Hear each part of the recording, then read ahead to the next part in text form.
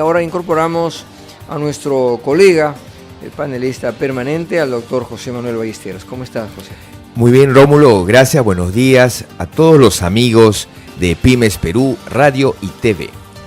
De hecho, pues los viernes nos dedicamos a hablar de la política, a analizar, a mirar, obviamente, quién mejor que lo conoce la historia, tu especialidad, José Manuel. Es interesante para acuñar algunos aportes a la construcción de un escenario político futuro, digamos inmediato, porque ya hay una carrera, y futuro porque se vienen las elecciones luego de las municipales y regionales, las elecciones generales. ¿Cómo estás viendo tú el panorama en esta semana? ¿Cuál es tu punto de vista?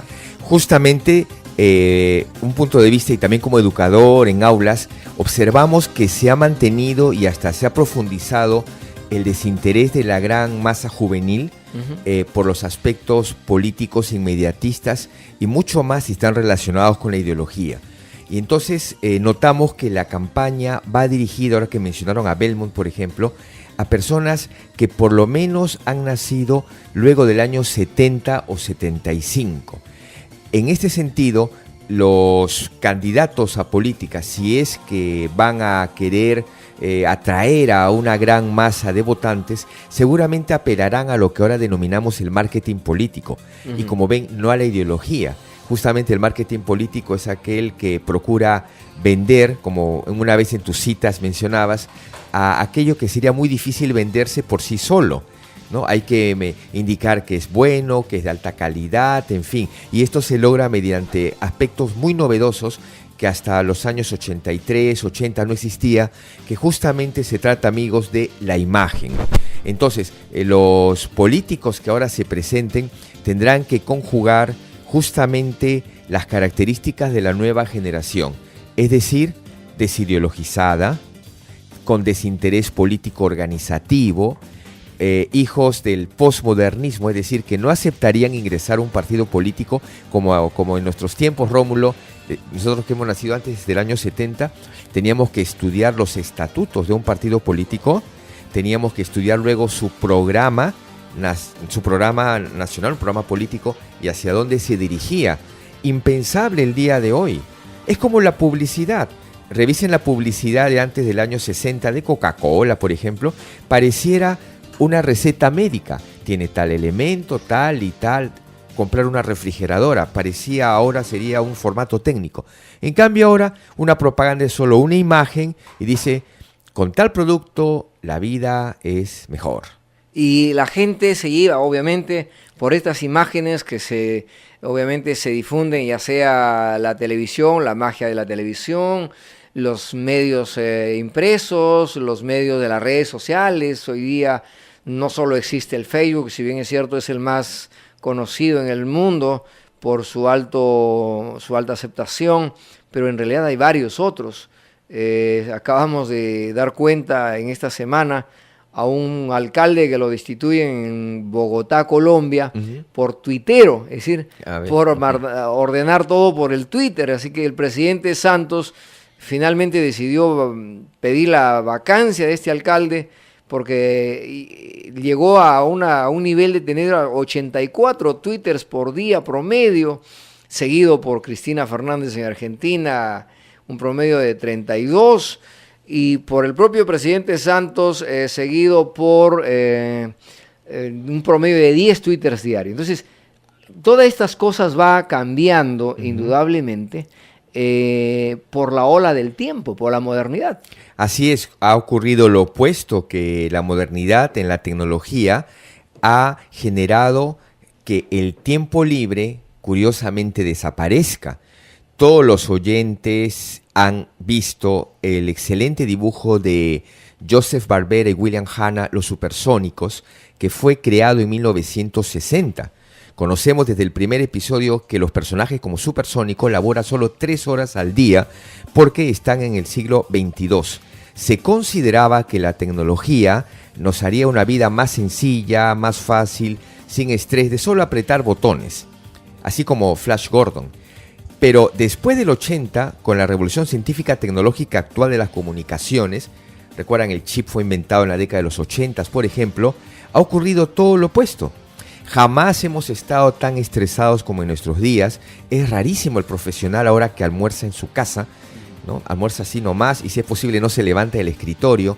Y entonces, con el avance tecnológico, claro, los twitters o los tweets son en realidad mensajes cápsulas con solo micromensajes poco profundos, poco analíticos. Mayormente son como mini consignas o mini opiniones de algún hecho concreto.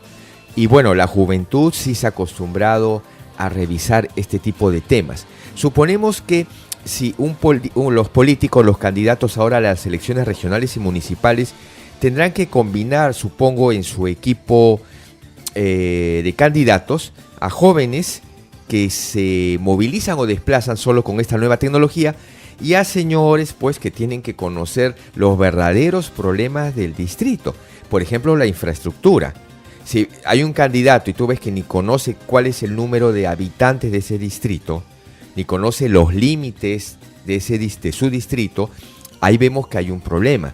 Lo peligroso es que ahora el votante actual es muy poco crítico, muy poco exigente.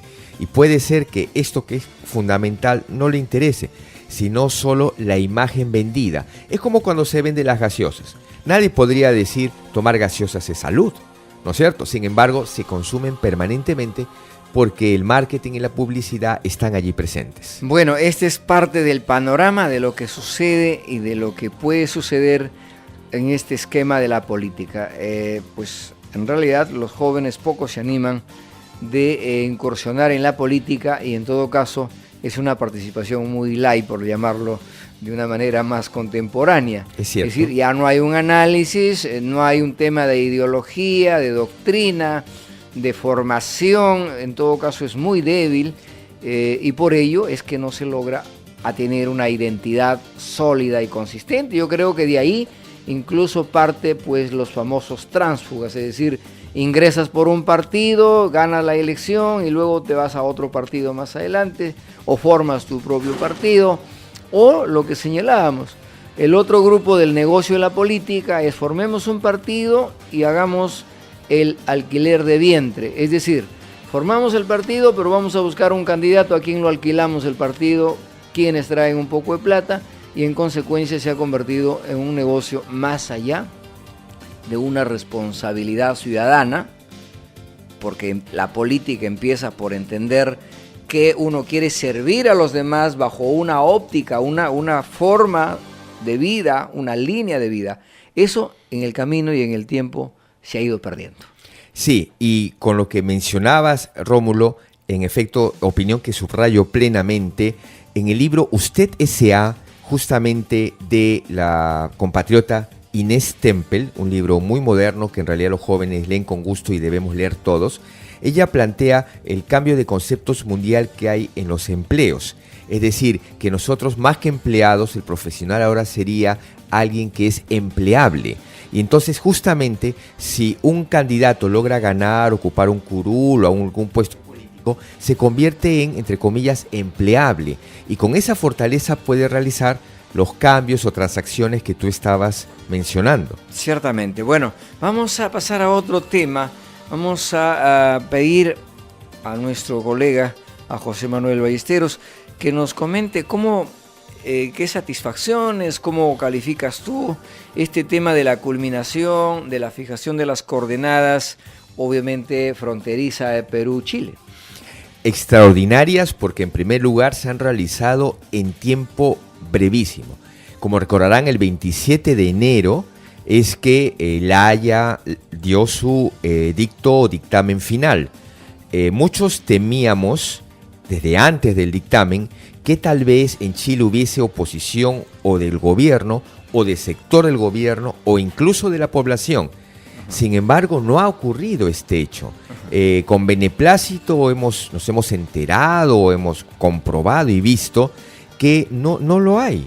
No lo hay. En realidad se ha procedido a demarcar técnicamente primero los puntos de línea base del litoral peruano y chileno y luego con las naves definir el límite exacto marítimo entre Perú y Chile, desde las 80 millas lineales desde la costa, según el paralelo, y luego desde las 80 millas hasta los 200 con una línea equidistante demarcada por el Tribunal de La Haya.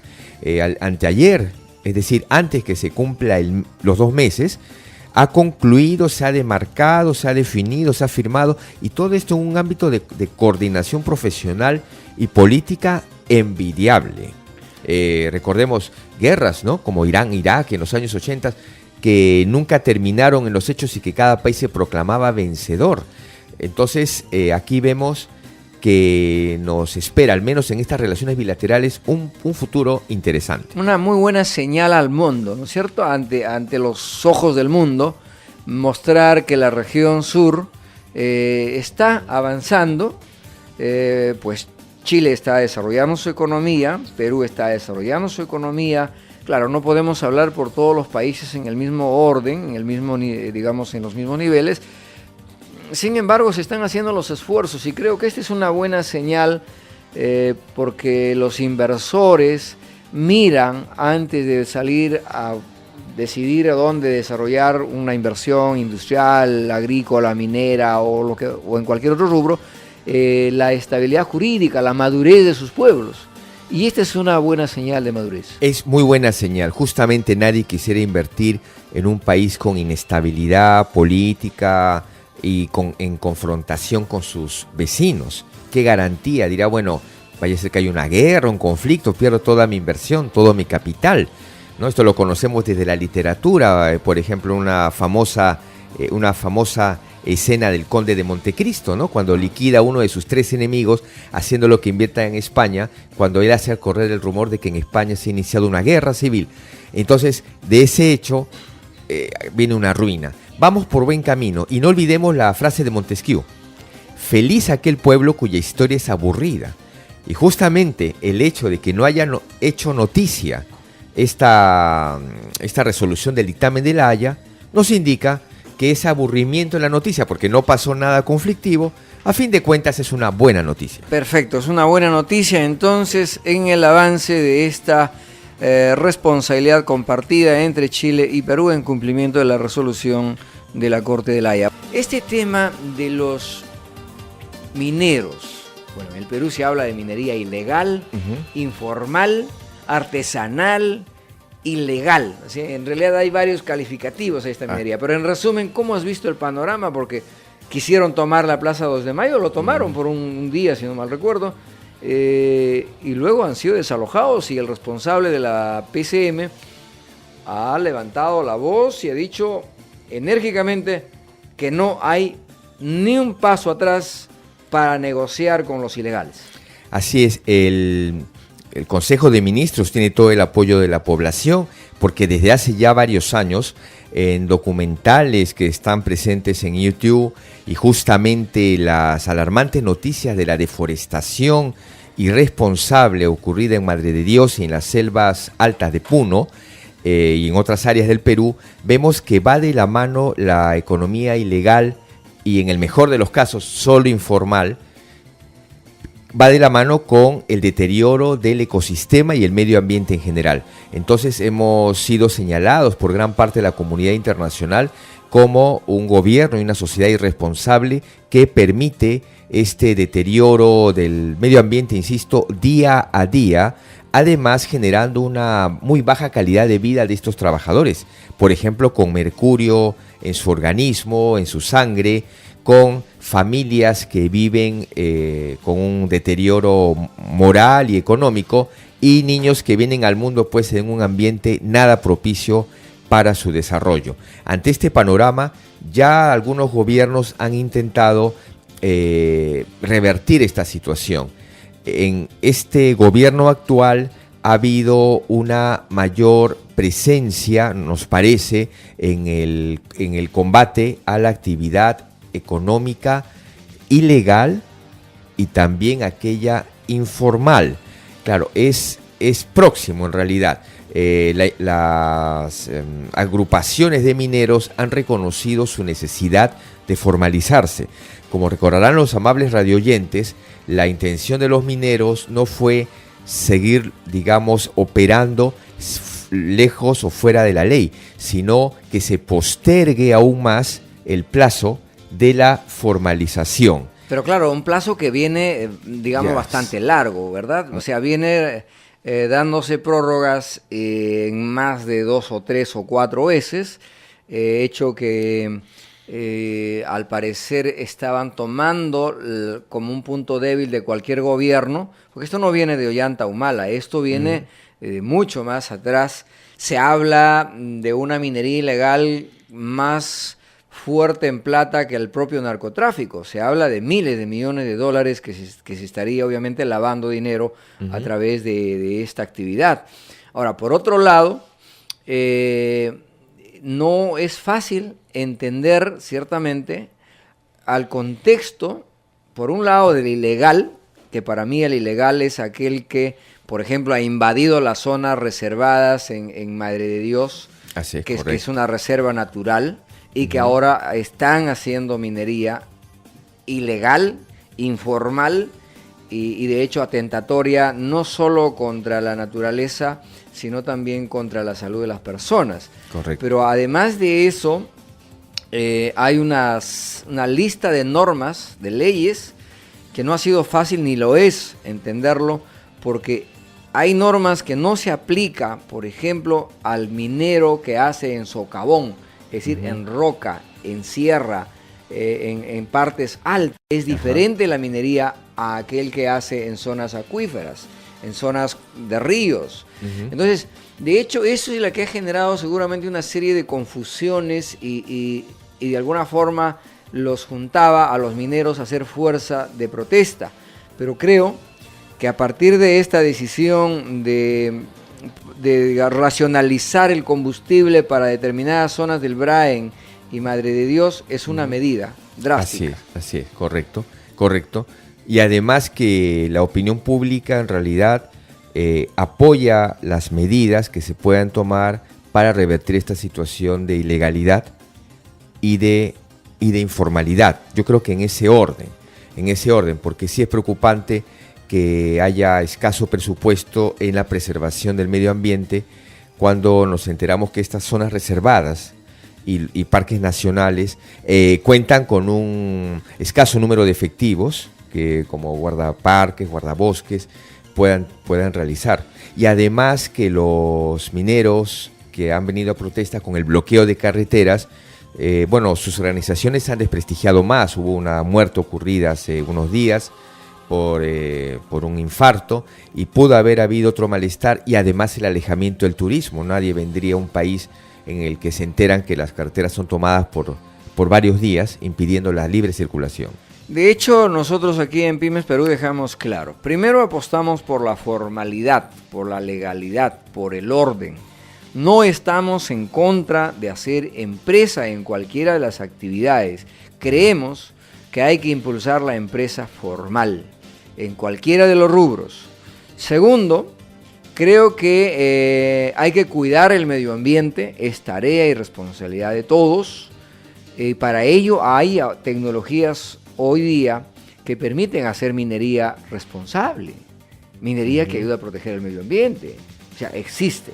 Y tres, que los políticos desde el Congreso de la República y del Poder Ejecutivo obviamente entiendan los contextos y actúen obviamente en función, valga la redundancia, a la realidad, al contexto en la que se desempeñan estos grupos.